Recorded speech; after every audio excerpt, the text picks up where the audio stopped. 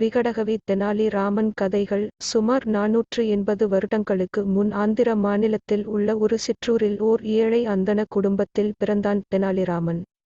இளமையிலேயே அவன் தன் தந்தையை இழந்தான். அதனால் அவனும் அவனுடைய தாயாரும் தெனாலி என்னும் ஊரில் வசித்து வந்த அவனுடைய தாய் மாமன் ஆதரவில் வாழ்ந்து வந்தனர். தெனாலி ராமனுக்கு பள்ளி சென்று படிப்பது என்பது வேப்பங்காயாக கசந்தது. ஆனால் மிகவும் அறிவு கூர்மையும் நகைச்சுவையாக பேசக்கூடிய திறனும் இயற்கையாகவே பெற்றிருந்தான். வீட்டுத்தலைவர் இல்லாத காரணத்தால் குடும்பத்தை காப்பாற்ற வேண்டிய நிலை தெனாலி ராமனுக்கு ஏற்பட்டது. அதனால் என்ன செய்வது என்ற கவலை அவனை வாட்டியது. ஒருநாள் தெனாலிக்கு ஒரு முனிவர் வந்தார். அவர் ராமனின் நிலையைக் கண்டு அவனுக்கு ஒரு மந்திரத்தை கற்றுக் கொடுத்தார்.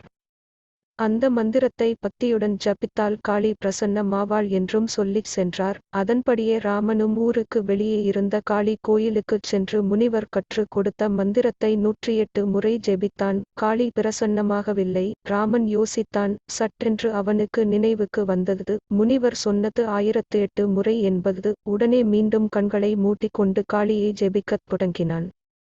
இரவும் வந்துவிட்டது. ஆனாலும் ராமன் காளி கோயிலை விட்டு அகலவில்லை. திடீரென்று காளி அவன் எதிரே தோன்றினாள். என்னை ஏன் அழைத்தாய்? உனக்கு என்ன வேண்டும்? என்று கோபமாக கேட்டாள் காளி. அவளை வணங்கி எழுந்த ராமன் கைகளை கூப்பித் தொழுதவாறே கேட்டான். தாயே, நானோ வறுமையில் வாடுகிறேன். என் வறுமை அகலும் வழியும் எனக்கு நல்லறிவும் தரவேண்டுகிறேன். காளி பெரிதாகச் சிரித்தாள். உனக்கு பேராசைதான். கல்வியும் வேண்டும், செல்வமும் வேண்டுமா? ஆம் தாயே, புகழடைய கல்வி வேண்டும், வறுமை நீங்க பொருள் வேண்டும், இரண்டையும் தந்து அருள் செய்ய வேண்டும் என்றான் ராமன். காளி புன்னகையுடன் தன் 2 கரங்களை நீட்டினாள். அதில் 2 கிண்ணங்கள் பாலுடன் வந்தன. அந்த கிண்ணங்களை இராமனிடம் தந்தாள் காளி. ராமா, இந்த 2 கிண்ணங்களிலும் உள்ள பால் மிகவும் விசேஷமானது. வலது கிண்ணம் கல்வி, இடது கிண்ணம் செல்வம். நீ ஒரு கிண்ணத்திலுள்ள பாலை மட்டுமே குடிக்க வேண்டும். உனக்கு எது மிகவும் தேவையோ அந்த கிண்ணத்தின் பாலை மட்டும் குடி என்றாள் புன்னகையுடன். ராமன், என்ன தாயே, நான் 2ஐயும் தானே கேட்டேன். ஒரு கிண்ணத்தை மட்டும் அருந்தச் சொல்கிறாயே, நான் எதை அருந்துவது தெரியவில்லையே என்று சற்று நேரம் சிந்திப்பது போல நின்றான். பிறகு சட்டென்று இடது கரத்திலிருந்த பாலை வலது கரத்திலிருந்த கிண்ணத்தில் கொட்டிவிட்டு அந்த கிண்ணத்து பாலை மடமடவென குடித்து விட்டு சிரித்தான். காளி திகைத்து நின்றாள். நான் உன்னை ஒரு கிண்ணத்திலுள்ள பாலைத்தானே குடிக்கச் சொன்னேன்.